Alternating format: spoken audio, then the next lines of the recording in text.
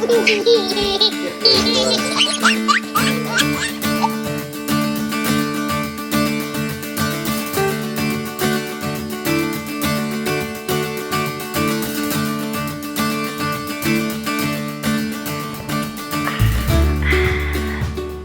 morning, viewers. Good morning. Actually, it's probably afternoon. Good afternoon. Whatever. It's morning for us. Are you excited? I am. Are you excited? Yeah, I'm excited. Okay. Yeah. That's how I show my excitement. I know. Your emotional range is pretty even keel. Mine's like, wee, wee. I think they call that a roller coaster. That's why I'm on medicine. It's supposed to help level that out. Speaking of medicine, do you think you'll start birth control today then? I don't know. I think we need to figure out our timeline, which I think we've already figured out. And they'll probably get the protocol going. If you're new around here, Rachel has her first in-person meeting with our reproductive endocrinologist today. It's up in Columbia, Missouri. So it's about an hour and 45 minutes to get there, which is about the same as our clinic was from us in Beaufort. Yeah, to Charleston. Yeah. So we still have to get our embryos here. We still have to fly them here. Yeah, so are you going to talk about that today, I wonder? Probably, yeah. I think now that we're for sure moving forward with this clinic, then they'll move our embryos, which is quite the process. I think they're stored at negative 290 degrees, so it's not like you could just pop them on some dry ice and get them here. So that'll be exciting to hear how they do that, how much that costs. I mean, I read it's not that expensive. Okay. I'm sure it's all relative. Yeah. IVF in general is pretty pricey. So, all right. I'm going to take you guys along with me, and he's going to go to work. All right. All right. Have a good day. I'm having some serious flashbacks. Being in Columbia, having an ultrasound, it is just like making it feel like when I was pregnant with Eloise and I was coming up here for high-risk appointments. She had hydronephrosis in utero, so I was coming up here all the time and getting a lot of like intensive ultrasounds, and I was always by myself because Brad was always working. So anyway, today was, like we mentioned before, my first in-person appointment with the fertility clinic in Columbia, and basically they just did an ultrasound to make sure that everything's ready to go. Unfortunately, I do have a polyp, I think is what they called it, in my uterus that they're going to have to remove before we do an embryo transfer. They just like everything to be perfect. He was really happy with the way that my C-section scar looked. Despite the fact that it looks horrible on the outside, it looks good on the uterus. So that means that my surgeon did a really good job on the C-section, and, you know, it's not kinky right there because, you know, to send an embryo up in there, it makes it just more complicated when they have to get past a really scarred, kinky place in the uterus. So that is good news. The polyp thing, I wasn't expecting it. I've never had a polyp before. So they have to go in and remove that. They say the month prior to transfer is when they go remove a polyp. So that is something that we will have to schedule and figure out. The exact timing of our transfer, we don't know yet. We're not certain. Like, it sounds like they do them on set days in the month, and in September it's not until late September that they do it, and then in August it's like mid-August. So I'm late September, I don't know. We're just gonna have to figure out which of those two options is better for us. We're thinking this fall, but mid-August feels early and late September feels late. I was thinking, like in my mind I had late August, early September, and I know that that's only a difference of a few weeks, but there's reasons behind why we're doing it this timing, just with like Brad leaving for 2 weeks in the spring and all kinds of other things come into play for the decision of when we're having the transfer. So we're gonna have to decide probably between those two, if we even have a choice. I don't know if there's gonna be certain things that, like when my next cycle starts and when they can get the polyp out and all that, that might kind of determine which of those cycles we go off of.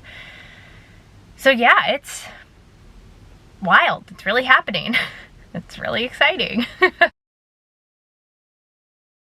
One of the main challenges we've had with moving into the cabin is internet. I literally called, I don't know, 6 different companies asking like if they serviced our area, and none of them do. There was one, I think it was like whisper.com or something like that. What? Yeah, exactly. They do satellite coverage or satellite internet, but the speeds were the same, if not less, than just our mobile hotspot. So one of our coworkers, she also lives out in the sticks. She told me, I think she has Verizon. We have AT&T. She told me about this like mini Wi-Fi, and so I signed up for it. It's actually a great deal. Like we're just adding the line to our family plan, so it's only like an extra $10. Hashtag not sponsored. Yeah, no, not sponsored at all. It's just like a really simple, easy, cheap solution. So it's like $10 a month and unlimited Wi-Fi hotspot for us. And this is mobile, so we can like take it in the RV. The only thing is you have to have like AT&T cell coverage, but I mean, it's pretty good. It was funny though, because I brought it home. I was talking with our nanny, Carrie, like when I left this morning, like, what are we going to do for the internet? And she's the one that turned me on to Whisper because her brother uses it. Whisper. But anyway, so I brought this home and I'm like, Carrie, look at this. Like, this is the internet. And Berend Lyndle were like, wow, that's the internet? They were like, can I touch it? I'm touching the internet. It was hilarious. That's funny. It was really cute. That's the internet. This is the internet. They know our hotspot is what makes the TV work, and they'll be like, the other day they wanted to watch Special Agent Oso, which I actually kind of enjoy. Yeah, it's educational. Yeah. And I couldn't get it to connect for some reason, or I was doing work and I had my hotspot connected to my computer, and you can only connect your phone hotspot to one thing, and so I was like, that's another thing. This can connect up to 32 devices. that's amazing. Yeah, so I needed to finish up what I was doing with work, and I couldn't connect the TV, and I was like, I can't get it to connect right now, and they were like, just connect it with your hotspot, mommy. Mommy, you just connect it with your hotspot. And I'm like, guys, I know, I'm using my hotspot. They're so educated for 3-year-olds. It's hilarious. Real-time update. Oh, yachting. We wanted to elaborate on Rachel's polyp. So we never even really talked about it, me and you. Should we name it? I don't even know what the heck is a polyp. I don't know. I haven't even looked it up. I don't know. All right, let's look it up real All quick. right. Please. It's a sea anemone. A CNN enemy? A sea anemone. Is a CNN enemy like Fox News? Ba-dum-tsh. That was bad. Yeah, that was bad. That was bad. Typically having a columnar body with the mouth uppermost surrounded by a ring of tentacles. Oh, okay. I have an enemy. Or it's a small growth, usually benign and with a stalk protruding from a mucous membrane. Ew. So it's just a benign Growth. small growth. Usually benign. It's like when you have a colonoscopy and they remove a polyp. And where's it located? How do we not know what a polyp is? I feel like Well, yeah, but I mean, yeah, you know, it's like a little growth, but what the heck is it? Well, it is it was at the 10:30. if this is my uterus, Okay. it was like all the way at the very top. Oh, is that good or bad? I have no idea. Okay. I guess the good news is they needed to do a scope thing anyway. Like they were going to go in and just check things out with camera no matter what. And like now while they're in there doing that, they're going to be removing my polyp. It's just like kind of disappointing that I wasn't perfect. I know, because the first time you were perfect. Right. You were an You were what? Overachiever. Overachiever. I'm being a little bit facetious. I know. Excellent. Very good. Like there were no issues on my end. It was just male factor, and so it's not that it worries me that I have a polyp. It's just like I don't know. It seems like it's really common. Yeah, I'm sure it is. I also am. Is your arm tired? Mm-hmm. But this one's not. I am not going to be put under for it. Mm-hmm. So, and I think a lot of people are put under. Really? Mm-hmm. A lot of people I've talked to on Instagram.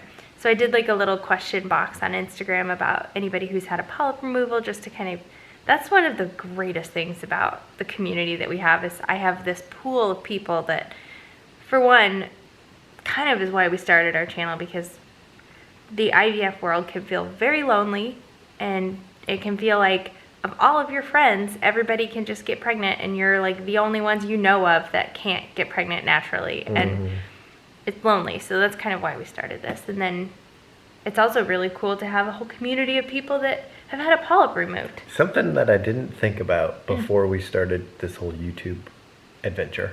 Amen, brother. So anyway, we do have the date for that polyp removal. Yeah, and I'm gonna take off work, so we're gonna have like a little day date. I can't wait. It's gonna be really We'll fun. have a date, we'll go to breakfast, I'll get a polyp removed. We'll come home. What are we, 80? Do you have a chiropractor adjustment? Well, I gotta get home. I gotta take my back pill. Yeah, it's exciting. You made me feel excited today because you said that you were excited on your own, like unprovoked. Not about the polyp removal. No. About the embryo. NBA NBA Teen 3. Yeah, I called. Wow, sorry. You need to get in bed. So, my nurse called me to get dates nailed down. And another thing that's good news is that a tick? No, it's scrape. Another thing that's good news is that I don't have to start birth control this month.